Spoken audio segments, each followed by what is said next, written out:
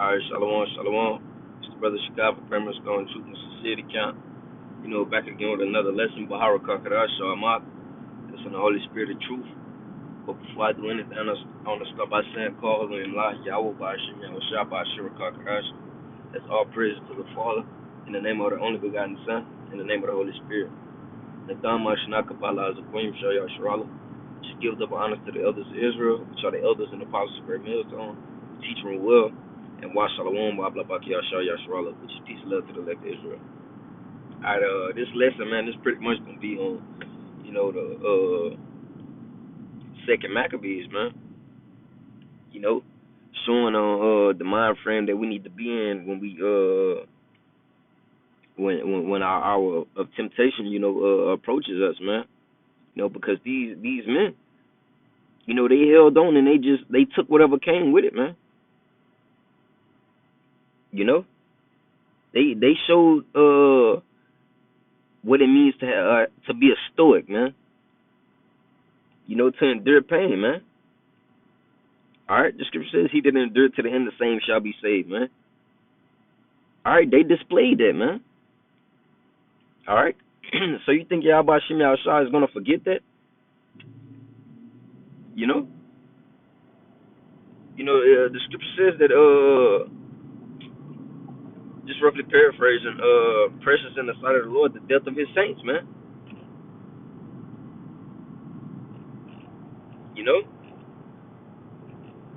Them laying down their life for this truth, for this gospel, man. Them being made martyrs for Yahweh Shem Yahushua, man.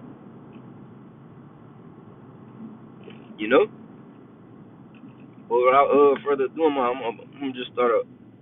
Verse 1, it says, it came to pass also that 7 brethren with their mother were taken and compelled by the king against the law to tear swine's flesh, and were tormented with scourges and whips, man. So they were beaten, man. Just look at the little account in Acts, man. It just roughly paraphrasing, it said that they rejoiced basically to receive a ass whooping for Yahweh Shem Yahushua, and then it said that they preached daily after that, man.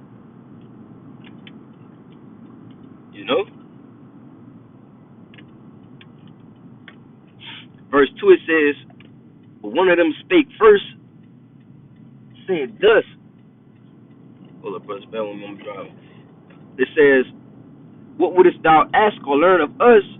We are ready to die rather than to transgress the laws of our fathers, man. And that's just like the scripture in 2 Corinthians, man. They said that they were sentenced to death, man. So they already accepted the outcome, of what was coming to them, man. And ultimately, that's them showing that great boldness, man.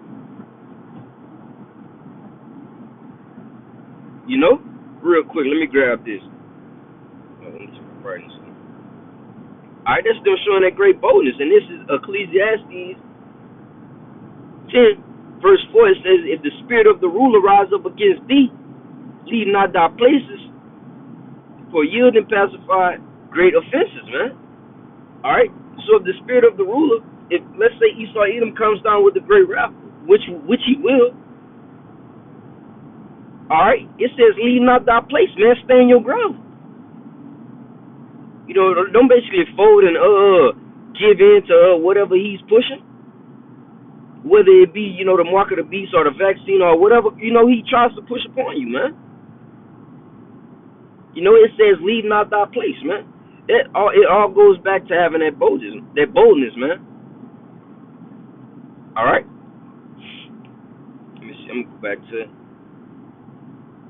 this is back in 2 Maccabees. Alright? So shit, he was letting it be known that shit, I'm not gonna transgress, man. The scripture said it's better to fear men. Also like it's better to trust in the Most High than to put your confidence in men.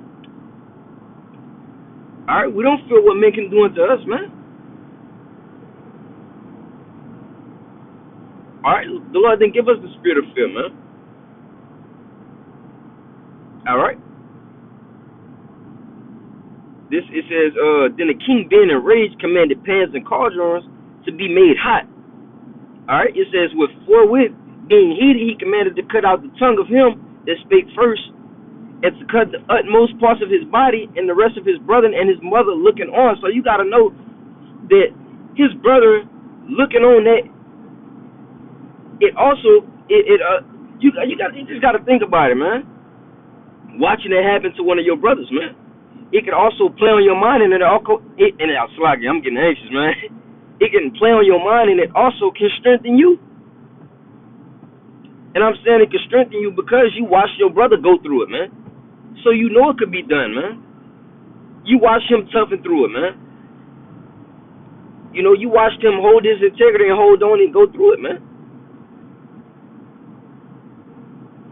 You know, you watched him overcome. You know? Real quick, let me grab their Revelations. He did overcome.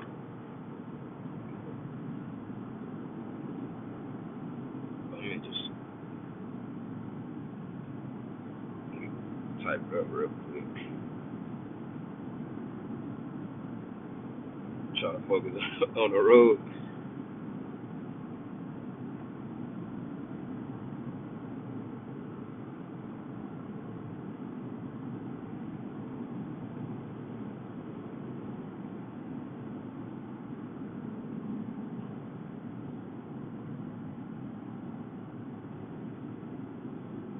Alright, this is Revelations 2 and 26. It says, and he that overcome it.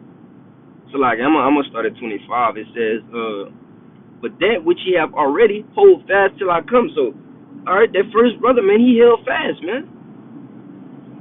You know, like I was saying, you know, they can strengthen the other brothers that are to come, you know, and have to endure after him, man. It says, hold fast till I come. And that which he did. Okay? 26 it says, and he that overcometh and keeping my works unto the end, to him will I give power over the nations, man. Alright, so it's a reward for you staying down and enduring and suffering for Yahweh Shem Yahushua, man. You know? And they understood that. Alright?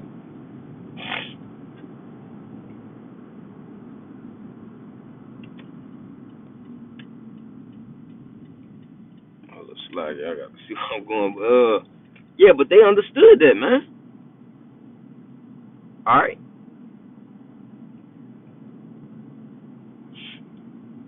Let me see verse 5. It says, now when he was thus maimed in all his members, he commanded him he commanded him, being yet alive, to be brought to the fire and to be fried in the pan. And as the vapor of the pan was for a good space dispersed, they exhorted one another. All right, with the mother to die manfully, saying thus. All right, so they put him in a pan and basically fried him, man. You know the pain and hardship that he went through.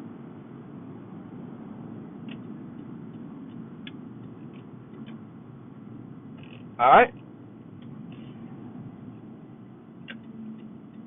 Let me see. Hold up, brother. We'll continue on real quick.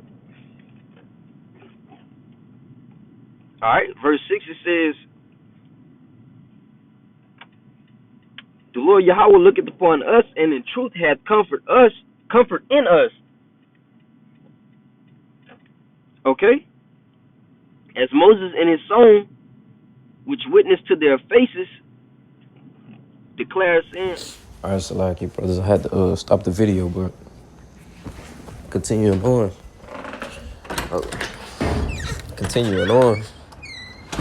I think I was in verse 6. It says, I'm gonna go back to 5.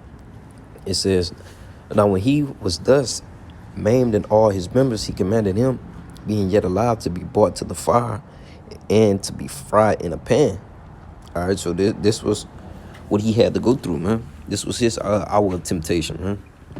It says, and as the vapor of the pan was for a good space dispersed, they exhorted one another with the mother to die manfully, saying thus. All right, and let me see that word manfully. All right, the word manfully means to in a manful way, bravely, courageously, fearlessly, you know. All right, so they basically, comfort each other, and basically said, man, hey, this how we got to go out, man. Just like that scripture I quoted earlier when it said that we was, matter of fact, let me grab it. That sentence to death, man. This is 2 Corinthians 1:8. It says, for we were not, brethren, have you ignorant of our troubles which came to us in Asia, that we were pressed out of measure above strength, and so much that we despaired even of life. Verse 9, it says, but we had the sentence of death in ourselves, that we should not trust in ourselves, but in the Most High, which raises the dead, man. All right, who delivered us from so great a death, and doth deliver, in whom we trust that he will yet deliver us, man. All right, so they already had it established in their minds, man. Just like in 2 Maccabees, man, they already had it established in their mind that was the way that they were going to go out, man. That they were not going to forsake the way of Yahweh Shem Yahushua, man. And we should move in that same likewise manner. All right, it says, the Most High looketh upon us, and in the truth, and in truth hath comfort in us, as Moses in his song, which witnesses to their faces declare, saying, and he shall be comforted in his servants. 7, so when the first was dead, after this number, they brought the second to make him a mocking stock. And when they had pulled off the skin of his head, so they scalped him, man. Pulled off the skin of his head with the hair, they asked him, wilt thou eat before thou be punished throughout every member of thy body? So shit, they basically, they scalped that brother, man. It was like, shit, you still not gonna give in? And he held through it, man. Okay. Verse 8, it says, but he answered in his own language and said, no. Wherefore he also received the next torment in order as the former did, man. So they proceeded with the, with the torturing and the killing of him, man.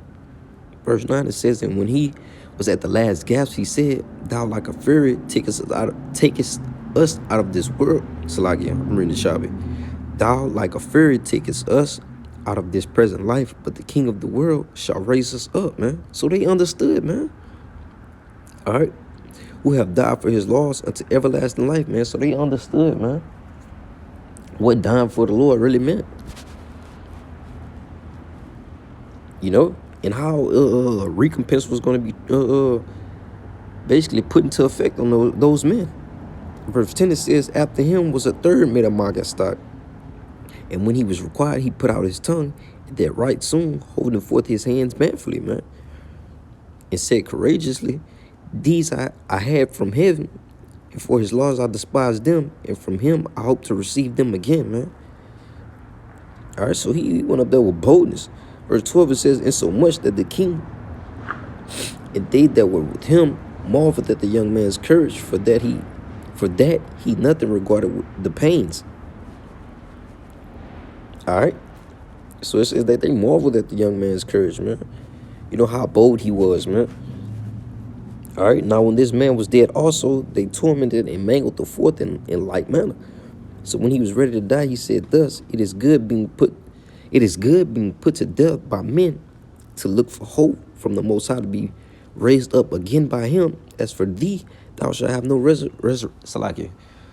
Thou shalt have Salaki. It says thou shalt have no resurrection to life, man. All right, so they knew that they were going to be raised up, man, by the Lord, man.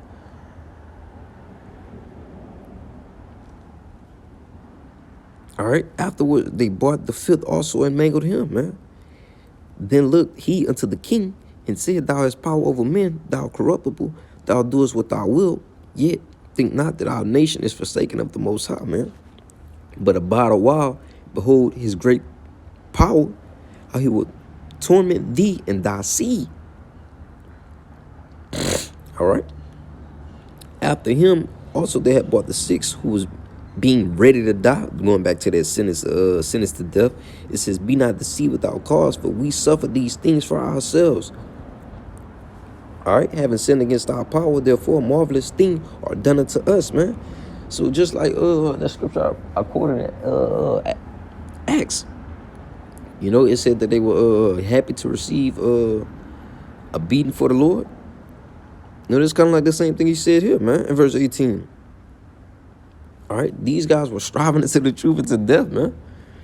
You know, literally, you know, they held on. All right, and didn't turn their backs on the Lord, man. It says, but think not thou that takest in hand to strive against the Most High, that thou shalt escape unpunished, man. And Esau Edom, he thinks that he's going to escape unpunished, man. All right, but it says that they sins have reached the heavens. You know, hey, somebody got to answer for that, man. For all the wickedness and things of that nature that they caused upon this place, man, against the Lord's chosen people. You think they not gonna pay for that? All right. Let me see. I'm gonna read into where they speak about the mother. I think it's coming up. Verse 20. It says, I'm gonna stop at 21. It says, but the mother was marvelous above all, man. Okay, so she had to watch all this, man, and endure all this and see everything, you know, play out. It says, and worthy honorable memory, for when she saw her 7 sons slain within the space of one day, she bare with a good courage because of the hope that she had in the Most High, man, or the faith that she had in the Lord, man. She was able to withstand and bear all that. Okay. It says, yea, she exhorted every one of them in her own language, filled with courageous spirits, and stirring up her womanish thoughts with the manly stomach, man. She said unto them, all right, I cannot tell you how ye came into my womb, for neither I gave you breath nor life, neither was it I that formed the members of you. All right, but then she started giving the glory to Yahweh Shem Yahushua, saying that he was the one that did all that, man. But the point I wanted to keep going and speak on her because it says that, and stirring up her womanish thoughts with the manly stomach, man. She girded up her loins, man. You know, you gotta know, man. Any regular old woman, man, her just seeing that type of things, man, she gonna fold and give in. You know, because matter of fact, just look at Job's wife. Job was catching hell, and she told Job to curse the Most High and die. You know, so that's a difference. That matter of fact, that shows a significant and huge difference, man, of a woman of faith and a woman not of faith, man. You know? But, you know, brothers, that was pretty much all I had, man. All right, with that being said, I'm going to give our praises, honor, and glory to Yahweh, Ba'ashem, Yahushua, Ba'ashem, Kakarash,